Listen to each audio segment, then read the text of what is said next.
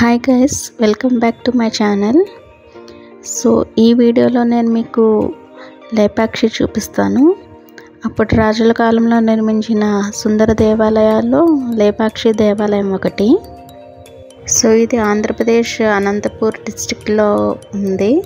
హిందూపూర్ నుంచి 12 కిలోమీటర్స్, బెంగళూరు నుండి అయితే 150 కిలోమీటర్స్ డిస్టెన్స్లో ఉంది. సో ఇది వన్ డే ట్రిప్ కింద మనం వీకెండ్ టైమ్స్లో వెళ్ళి రావచ్చు. ఇది శ్రీ వీరభద్ర స్వామి టెంపుల్.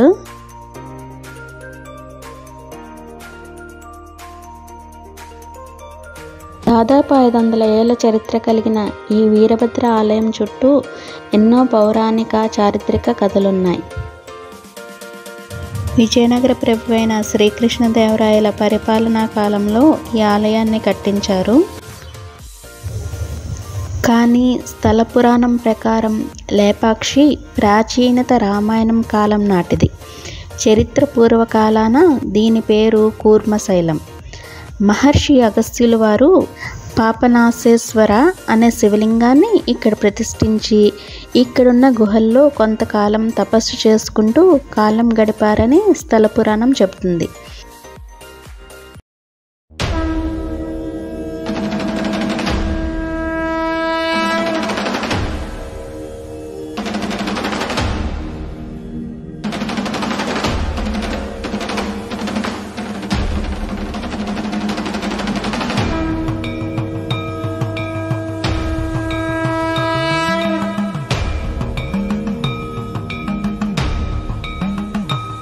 ఎంతో నైపుణ్యంగా శిల్పులు చెక్కిన అందమైన శిల్పాలను చూస్తూ అక్కడే ఉండాలని అనిపించే చారిత్రక ఆలయం లేపాక్షి.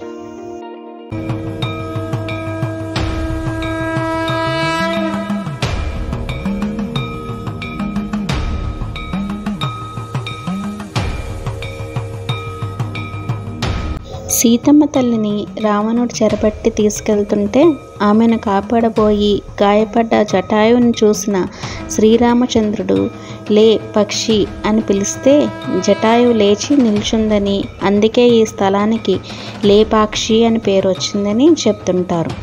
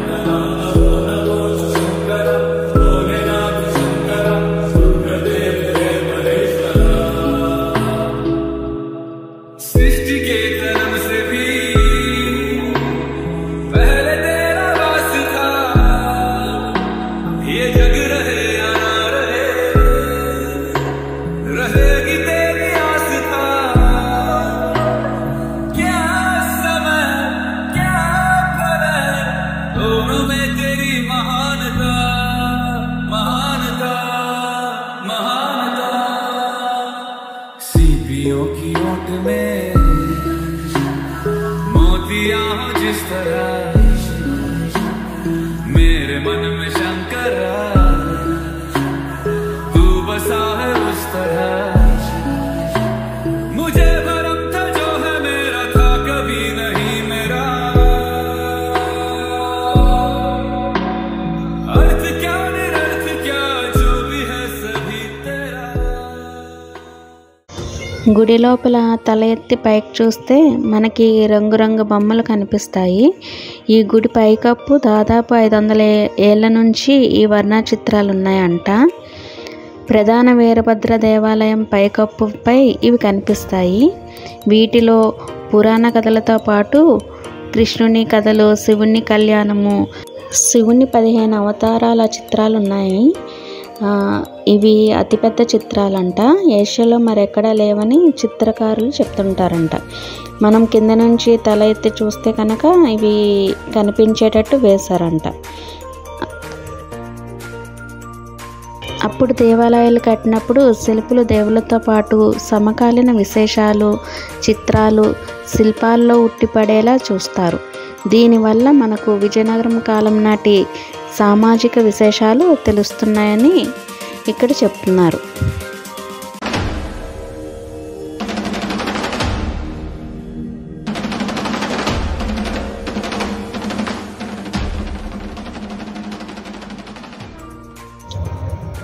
భృంగి అనే మహర్షి శివుని యొక్క గొప్ప భక్తుడు మరియు ఋషి. పార్వతీదేవిని నమస్కరించడానికి నిరాకరించాడు. అందుకు పార్వతీదేవి తన తల్లి నుండి వచ్చిన అతని శరీర భాగాలను పోగొట్టుకోమని శపించింది. భృంగి తట్టుకోలేనంత బలహీనుడైపోయాడు. భృంగి దీనస్థితికి చెల్లించిపోయిన శివుడు అతడికి మద్దతుగా 3వ పదాన్ని ఇచ్చాడు.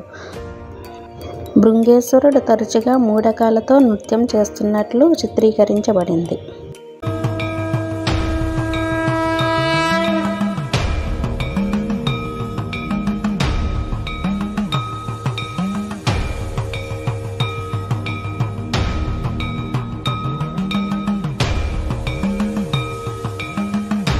ఇప్పుడు మనం లోపలికి వెళ్తున్నది గర్భగుడి. ఇక్కడే మనము కొలువైన వీరభద్రుని చూడవచ్చు. వీరభద్రుడే కాకుండా చాలా లింగాలు కూడా ఉన్నాయి.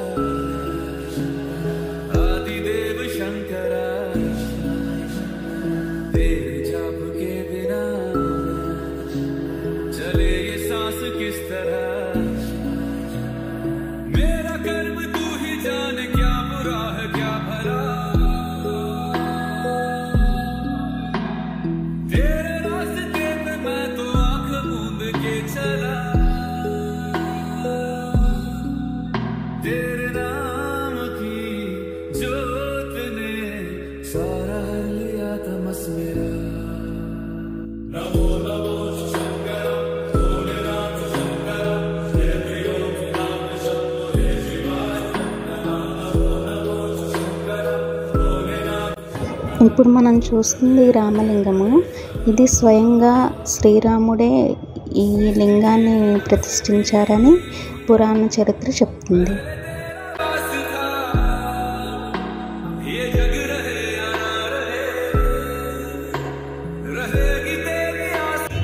ఇది హనుమాన్ లింగము. స్వయంగా ఆంజనేయ స్వామి ఈ లింగాన్ని ప్రతిష్ఠించారని స్థల పురాణం చెప్తుంది.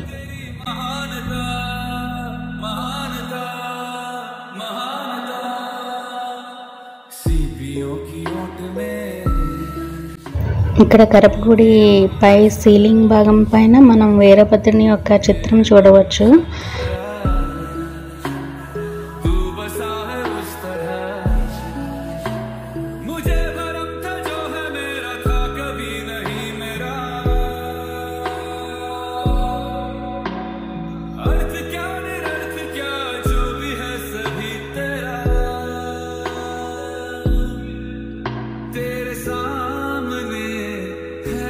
ఈ గుడిలో ఉన్న అన్ని స్తంభాలు కిందకి ఆనుకొని ఉంటాయి, కానీ ఒక్క స్తంభం మాత్రం కిందకి ఆనుకోకుండా ఉంటుంది.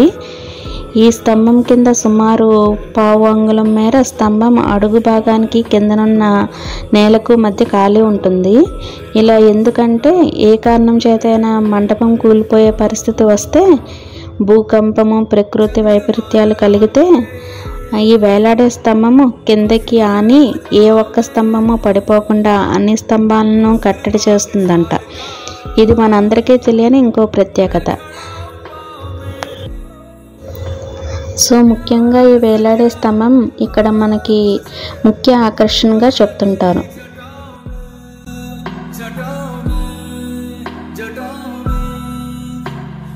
दूसरों के वास्ते तू सदैव ही जिया, मांगा कुछ कभी नहीं, तूने सिर्फ है दिया। समुद्र मंथन का था समय जो आ पड़ा, द्वंद्व दोनों लोक में विषामृत पे था छिड़ा। अमृत सभी मैं बांट के, प्याला विष का तूने खुद पिया। नमो नमो शंकर भोलेनाथ शंकर, जय लोकनाथ शंभो शिवाय शंकर। नमो नमो शंकर भोलेनाथ शंकर, रुद्रदेव रे महेश्वर। आदिदेव शंकरा,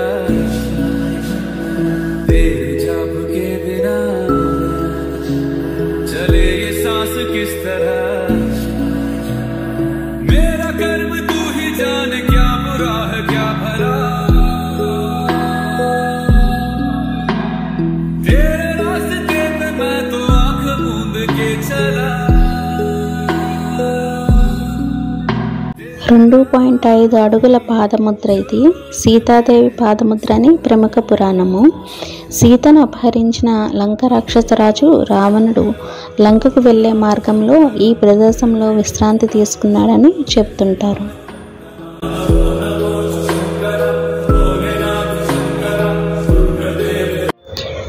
మరో కథ ప్రకారం చూస్తే అచ్యుతరాయులు కోశాధికారి విరూపన్ రాజు అనుమతి లేకుండా ప్రభుత్వ ధనంతో ఆలయం నిర్మాణం చేపట్టాడు.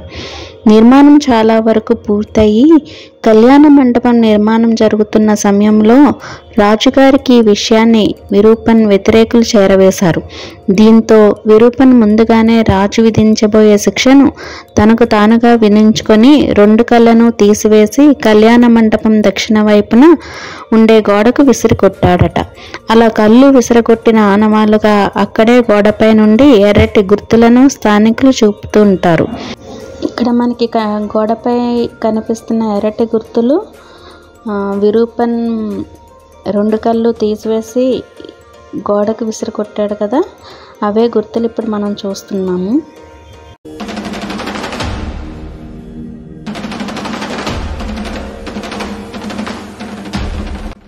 ఈ కళ్యాణ మండపం నిర్మాణం సగంలోనే ఆగిపోయింది.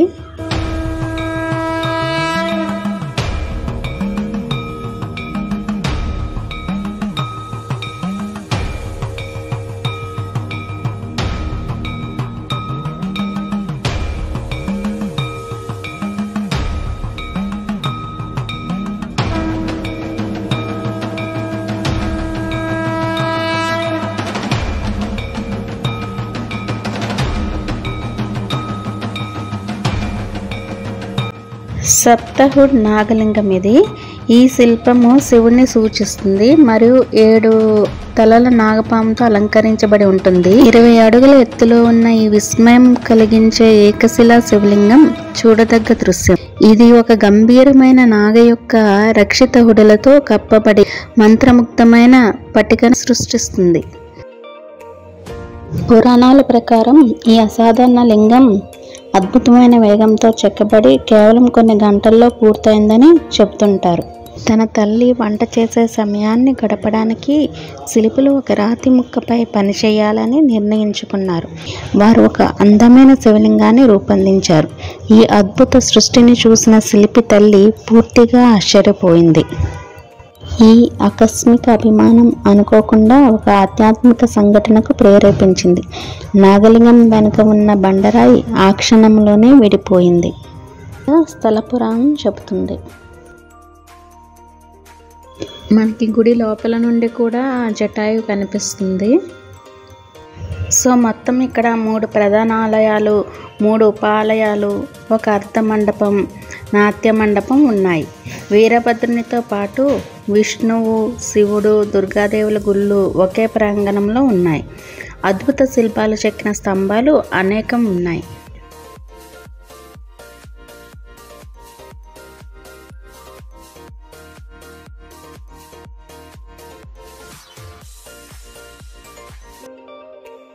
సో లేపాక్షి బెంగళూరు నుండి 120 కిలోమీటర్స్ డిస్టెన్స్లో ఉంది.